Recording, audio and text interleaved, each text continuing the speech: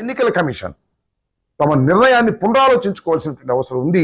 ఇది రాష్ట్రంలో ఉన్నటువంటి ప్రజలకు ఇబ్బంది కలిగేటటువంటి పరిస్థితి ఏర్పడుతుందనే విషయాన్ని ఎన్నికల కమిషన్ ఇప్పటికైనా గమనించి తమ నిర్ణయాన్ని పునరాలోచించుకోవాల్సినటువంటి అవసరం ఉందని నేను భావిస్తున్నాను.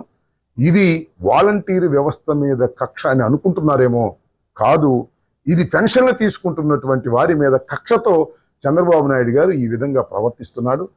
ఈ ఎలక్షన్ కోడ్ ఉన్నంత వరకు కూడా, కోడ్ ఆఫ్ కాండక్ట్ ఉన్నంత వరకు కూడా పాపం నెల 2 నెలల్లో రేపు 1వ తారీఖున మరి అవ్వాతాతలు, వికలాంగులు వీళ్ళందరూ కూడా పెన్షన్ తీసుకోవాలి. ఎక్కడికి వెళ్ళి తీసుకోవాలి? ఆల్టర్నేటివ్ ఏముంది? ఇప్పుడున్నటువంటి ప్రభుత్వం ఆల్టర్నేటివ్ ఏం చెప్తుంది?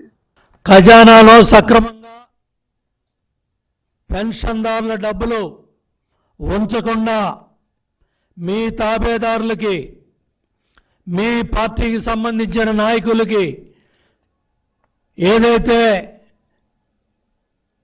పనుల తాలూకా డబ్బులు ఇష్టారాజ్యంగా కొంతమంది అధికారులు ఎన్నికల కోడ్ వచ్చిన తర్వాత కూడా ఎన్నికల నిబంధనలు కూడా లెక్క పెట్టకుండా వాళ్ళు ఇచ్చిన జీవోలు అడ్డం పెట్టుకొని అడ్డగోలుగా తీసుకున్న నిర్ణయాల వల్ల